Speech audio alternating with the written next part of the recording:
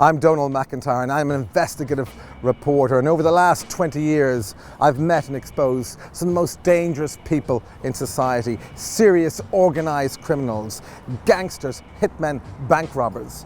All of these people, none of them started out bad, but they were faced with choices at the wrong time. Looking back now, I know for certain that 95% of those very serious criminals, if they had the chance, would change the choices they made. The secret to protecting yourself from making bad choices, from going down the serious and organised crime route, destroying lives and the lives of people around you, is to listen to those who've made those mistakes. They've made them so you don't have to. Now they're rebuilding their lives. Listen to them, and this is what this film is all about.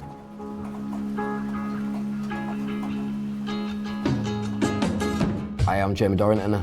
You might know me from BBC One Happy Valley. I used to be involved in serious and organised crime, and now I just spend my time acting and talking to students and kids about how not to get involved in serious and organised crime. My name's Peter Wolfe. I spent 18 and a half years of my life in prison. I can't even begin to tell you how many crimes I committed.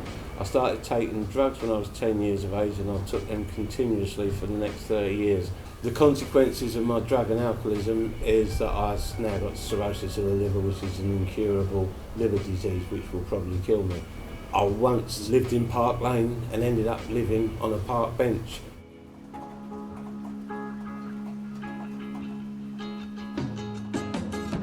I had a box, a sort of treasure trove of sorts, and in it I kept all sorts of things I'd hold to court. A gold chain rope, Nana's brooch, a movie ticket for Star Wars. I kept them all so really close, like me and Dad before we'd hit the road.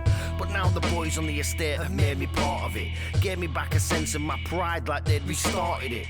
It was only them and only them who ever saw me.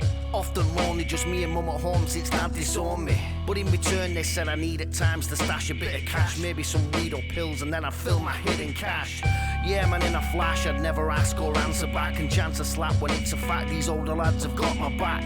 I'd hide, I'd lie, I'd try to give an alibi and be the eyes and ears, tell them everything I see and hear, which isn't that severe, cause around here we're pretty feared. And if the cops appear, you shout it out now loud and clear.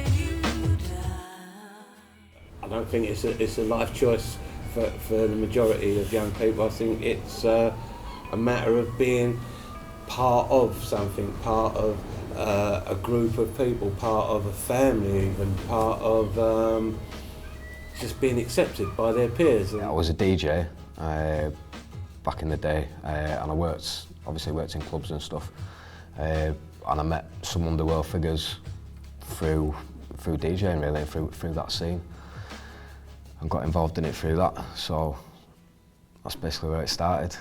The attraction, I suppose, was when my DJing career was slightly going downhill and stuff like that. The attraction was, you know, it was a nice lifestyle, or what I thought was a nice lifestyle. You know, nice clothes and obviously working, not doing a lot, and it's not a 9-to-5 job, but you can get good money out of it. Do you know what I mean? That was the attraction, really. So I love cars. I was like, well, how hard can it be to be a driver? Well, it's like a dodgy taxi driver, isn't it? Well, the first time I can remember as a child getting caught smoking, and that was the first real sort of encounter with the police. But then I got arrested when I was 10 for burglary, and I went to this approved school where the magistrate said you're going to go to a secure place where they'll make a man of you. Sadly, all what happened to me in that approved school was I got abused physically, emotionally and sexually.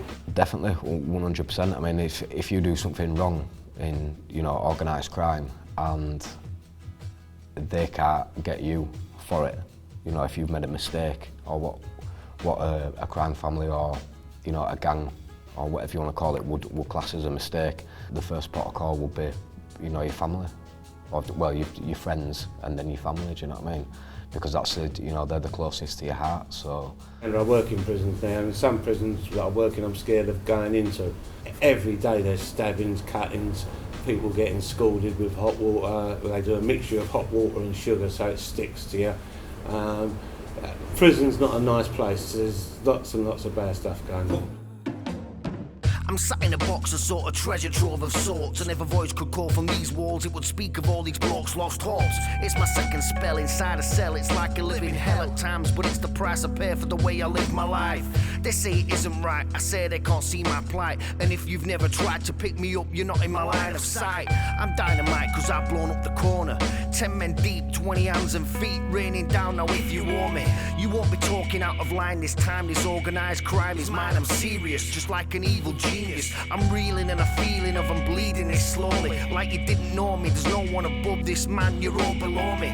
This all came naturally, so naturally lads from other gangs started to ask for me, telling everyone man how they'll capture me, dispatching me. It's like my name is blasphemy. Apparently I've taxed the patch and heading for catastrophe.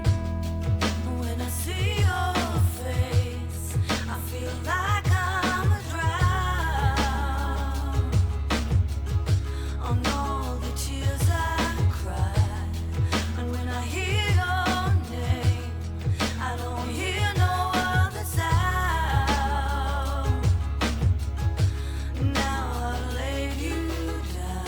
I think the main thing that got me out of that life was education. If I'm really honest, it was something I never got into as a child. Even though I was never academically lacking, I just thought education weren't for me as a child. Years later, I realised education was for me, and life's full of if onlys, and I wish I had.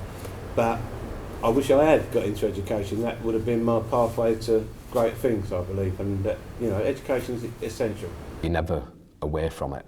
You can be out of it, but once you're involved in it, if you've seen violence or you've seen, say, a robbery, or you've witnessed a crime that group of people have done, or you and someone else has done, then you're never out of it because you are a witness to that crime. From the very first bad choice you get involved with as a youngster, it just snowballs. It's a snowball effect because you're around like-minded people who are making those continuous bad choices. My big advice would be, before you do anything, think about it. Think how it's going to affect, first of all, yourself, first of all, the people you love, and then the people who love you. They're the most important things on this planet.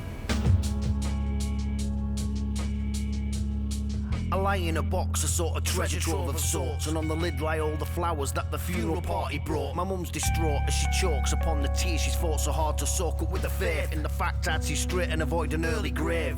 I've been troubled from the early days. I mean, I'm barely 28 now when I'm laid out at the pearly gates. I could never run to save my life, so on that night it's no surprise when I got chased with that knife that I would regret every sentiment that has ever led to me repenting on the run while I'm fleeing from a hired gun. Crying, panicking, denying that my time has come for dying in the street at the feet of those I'd overrun. It could have been so different, I could have never had to watch my back, or made a pact with a pack of boys bound for infamy. Now he's got it in for me. The stab wound looked simply like an injury, but then the police were searching for my next of kin for me. When I see your face, I feel like I'm a drown on all the tears I cry. And when I hear your name, I don't hear no other sound. Now I've laid you down.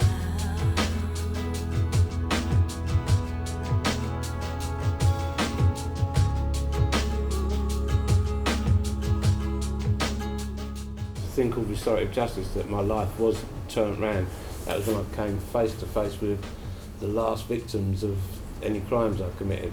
And basically what happened was I sat down with those people and we shared each other's pain. And from that moment onwards I understood. I've now been out of prison for 14 years. I'm very successful, got my own home, married, children. There's no such thing as easy money, is what I'd say, because that is what would entice any young kid or any young man you know, to get involved in it. So I would say, you know, make that choice, and that choice is yours, you know what I mean? But it's a life choice. 5 years later down the line, when you're thinking about what you've done, can you sleep at night?